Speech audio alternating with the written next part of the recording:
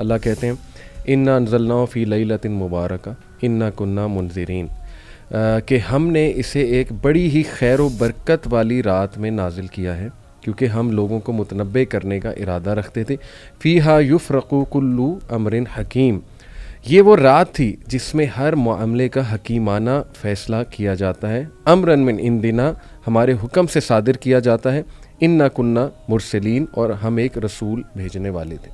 تو لیلۃ القدر کی جو اسپیشلٹی ہے انشاءاللہ وہ میں کوئکلی رکھنا چاہوں گا آڈینس کے سامنے، لیکن اس سے پہلے یہ جو ہے ورس نمبر 4، اس کی تفسیر ابن کثیر کے حوالے سے میں جو ہے نا وہ رکھنا چاہوں گا کہ اس سے مراد کیا ہے کہ اس رات جو ہے وہ ہر معاملہ اللہ کی طرف سے حکیمانہ فیصلہ جو ہے وہ اللہ کے امر سے صادر کیا جاتا ہے۔ اس سے مراد کیا؟ دیکھیں جیسے آپ نے بتایا کہ لوح محفوظ تو وہ ہائیسٹ لیول ہے تقدیر کا، and it can not be change.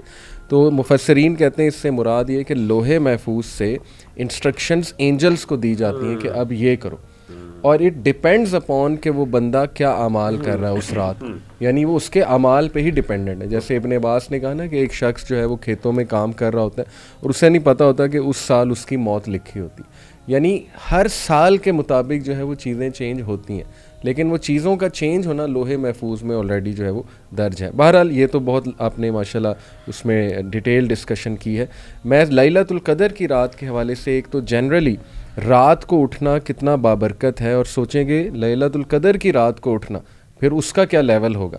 صرف رات کے اٹھنے کے لیول کو ہم اندازہ لگا لیں کہ نبی اکرم صلی اللہ علیہ وسلم، حضرت عائشہ کہتی ہیں ایک دن ایک رات اٹھے اور کہا سبحان اللہ، what tribulations have come down tonight, what treasures has come down tonight, who will wake up the dwellers of the apartments, there may be women who are clothed in this world and naked in the hereafter۔ صحیح بخاری کی حدیث۔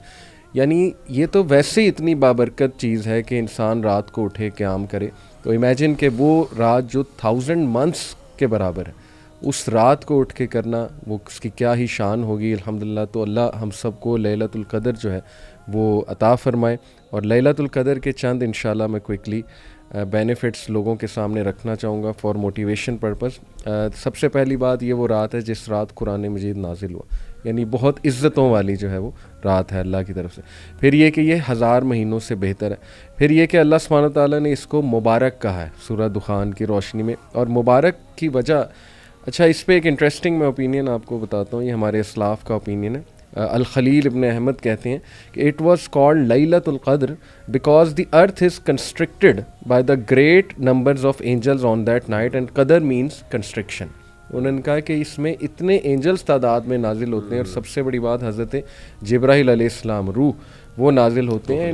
سلام، یہ پیس ہے، all of this night از پیس۔ اس رات کو اللہ جہنم سے چھٹکارا دیتا ہے لوگوں کو، اور اللہ اپنا خاص کرم کرتا ہے لوگوں کے اوپر۔ اور پھر جو ہے اس میں کہ اللہ تمام گناہ پچھلے سال کے لے کے جو اگلے سال تک کے گناہ ہیں اللہ سبحانہ وتعالیٰ وہ معاف فرماتا ہے، جو بھی نیک نیتی کے ساتھ اور اللہ کے لیے جو ہے اس رات کو عبادت کرتا ہے۔ تو الحمدللہ جی ہم بڑے لکی ہیں، اللہ تعالیٰ ہمیں اس کی توفیق دے کہ ہم لیلۃ القدر پا لیں۔ اچھا اخوان، بس وقت ختم ہو گیا، میں انشاءاللہ ایک چھوٹی سی ریفلیکشن شیئر کرنا چاہتا ہوں آیت نمبر 40 سے، لیکن اس سے پہلے ایک چھوٹی سی بات یہ ہے کہ جب بھی انسان پر کوئی زیادتی ہوتی ہے تو ڈیفینیٹلی 4 رویے سامنے آتے ہیں، یعنی 4 رسپانسز پاسبل ہوتے ہیں۔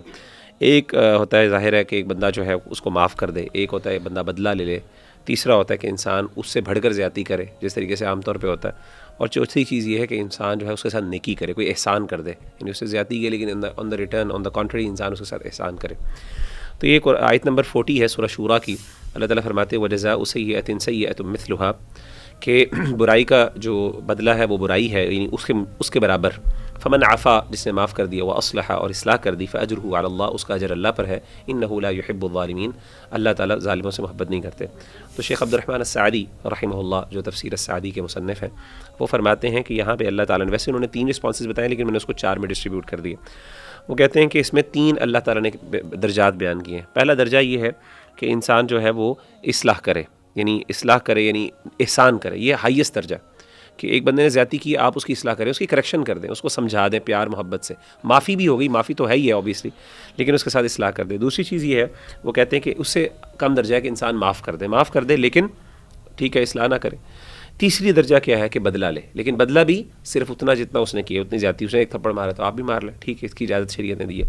اور چوتھی چیز جو ہے وہ ہے ظلم، اور انہوں نے کہا انہ لا یحب الظالمین، اللہ تعالیٰ نے ان چاروں چیزوں کا یہاں پہ ذکر کیا۔ تو سیئۃ سیئۃ مثلھا سے برابری، اور عفا سے ہو گیا معاف کر دینا، اصلحہ سے جو ہائیسٹ درجہ ہے کہ انسان اصلاح کر دے، اور انہ لا یحب الظالمین سے انہوں نے ثابت کیا کہ ظلم جو ہے اس کی اجازت نہیں ہے۔ تو یہ چار رسپانسز اللہ تعالیٰ نے اس آیت کے اندر ماشاءاللہ کمپیکٹ کر کے بیان کر دیے۔